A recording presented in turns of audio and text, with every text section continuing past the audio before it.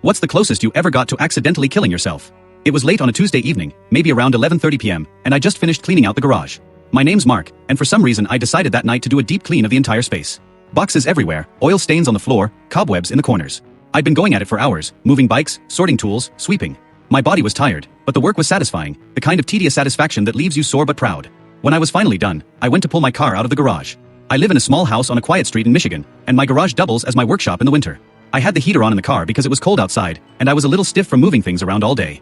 My plan was simple: pull the car out, close the garage door behind me, and then park it in the driveway so I could put things back in order without banging into the door. I slid into the driver's seat, and it was quiet. Too quiet. I had the car running, heater blasting warmth, the leather seat nice and soft. I'd been awake for a solid 12 hours, but my body was begging for rest.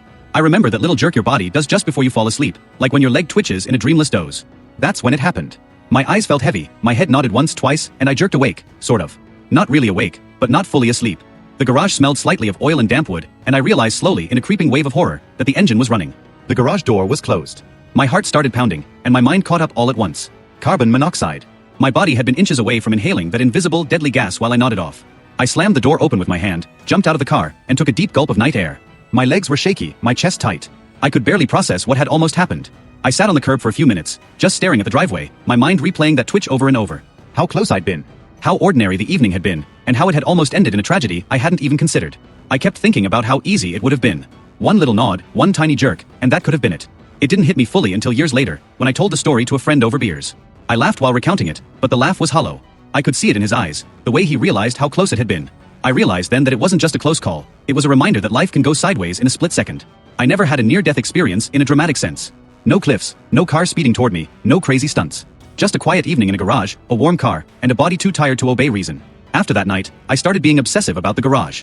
Car off, doors open, check twice before sitting in a running vehicle indoors. It sounds paranoid now, but the lesson stuck.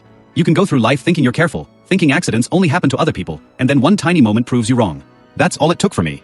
A twitch, a nod, and a sudden realization that my life hung by a thread I hadn't even noticed. I told a few family members, but it was hard to explain without sounding like a total idiot. I almost fell asleep in the car with the garage closed, I'd say, and they'd laugh nervously. They didn't get it. It wasn't funny. It was almost the end of everything, and I didn't even know it. I didn't think I could have been that close to dying over something so mundane. Years later, I still remember the smell of the garage that night, the quiet hum of the car, the jerk of my body, and the way my chest felt when I realized what I'd almost done.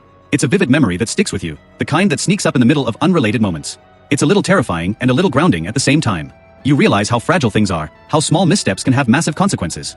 I don't sleep in running cars anymore, and I've stopped leaving the garage closed when the engine's on. But I carry that night with me. A reminder that ordinary life can be deceptively dangerous, and sometimes survival is just the universe giving you another chance.